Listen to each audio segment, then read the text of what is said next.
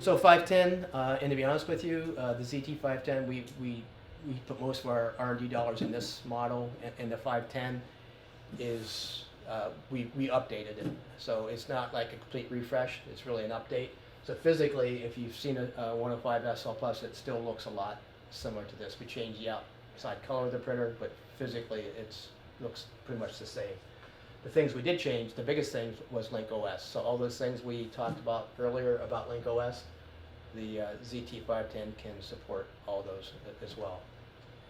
The GUI is still black and white, still monochrome GUI, so we've got that. We did add the icons to it to make it a little bit easier to use, but it's still black and white. VTLE standard. Upgrade the Ethernet. The only field upgradable kit we have available for it is the cutter, so you can't get a field upgradable rewind. RFID is not available on this model, so that's one of the, those are some of the distinguishing factors as to why you would want to go up to the next level versus this model. Upgraded the Wi-Fi, and then we have a USB host port on it. It's on the back of the printer. So any questions on the 510? Again, it should be shipping to our distributors as we speak, so you should be able to get these fairly fast. Is it also considered a 24/7 printer? It is. Yep. It's a bare bones ZT600. Yeah, kind of the entry level Yeah. price point from an industrial printer perspective. So you guys probably know this, but probably doesn't hurt to just to go over it again, is the printers we're talked about today, those really are designed for our core markets of manufacturing and transportation logistics.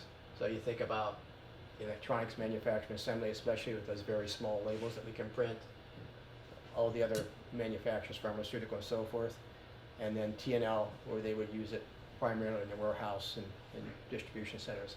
We do see these used sometime within the retail space, but it's primarily within distribution centers. We see some of the retailers using industrial printers in their stores now, if they're using the stores for fulfillment centers for e-commerce transactions. Don't see these printers as often in the stores, primarily like the ZT400s, ZT200s, but there might be some opportunities for these in some of the stores, the high volume stores. And then healthcare, we see it sometimes in healthcare for high volume labs, hospitals that have to run a lot of specimens through labs and things like that. And from a sales strategy perspective, as we talked about earlier, we know there's thousands and thousands of the previous generation printers installed out there in the market. The key strategy is really to find those customers who have had printers out there for a period of time.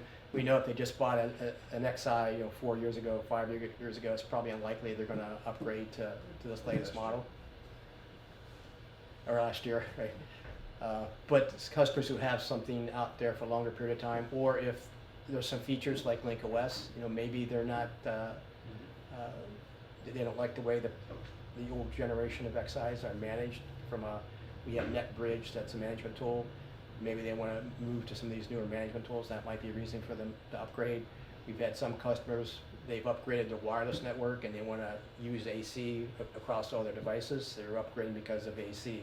So there's a lot of reasons to upgrade, but we know that there's a challenge in some of those who, again, just purchased printers. It's going to be tough to get them to upgrade. We know some customers might add on to their operations. They may add on to the warehouse, add on to the manufacturing site. So if they have an XI now or a 105 now, there's no reason why the new printers can't sit side by side with the old printers. So you can have a mixed network of ZT610s and XIs on the same network. Should be transparent to the environment, to their application. And then we love to take share, so if you guys have any competitive sites that we can help you with those competitive emulations, we'd love to take share from the competition. So you could take a 110 out, stick a ZT6 in, and do nothing, and it'll just keep going. Yeah. Uses the same ZPL language, so nothing different from a communications perspective. Is there anything you cannot manage, any settings you can't get at, etc., with SODI or your workstation? I'm assuming you can do everything with Profile Manager, but what can you not do with? Yeah, There's a list of things, I just don't know them off the top of my head. There's all the key things you can do with Okay. it. It's If you really, do the main stuff, it's just it's- probably a few idiosyncratic. yeah, whatever. Okay. exactly, yeah.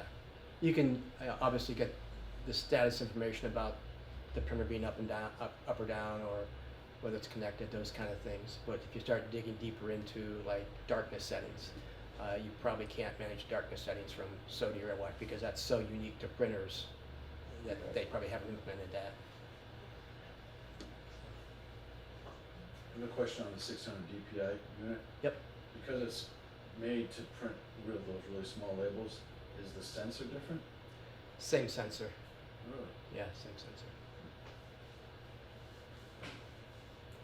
It's all, a lot of it has to do with the mechanical, How it steps. yeah, the Yeah. stepper motor and things like that of the printer.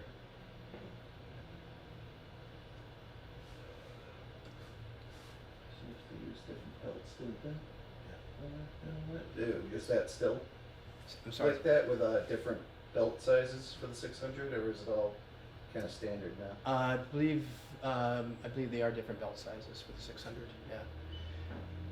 One of the things we initially were going to do was enable upgrading of DPI in the field, but because of some of those challenges with different belt sizes and different gear ratios and things like that, we took that off the table. That's something we're looking at down the road. So hopefully, within the next year, we'll be able to enable field upgrade of DPI.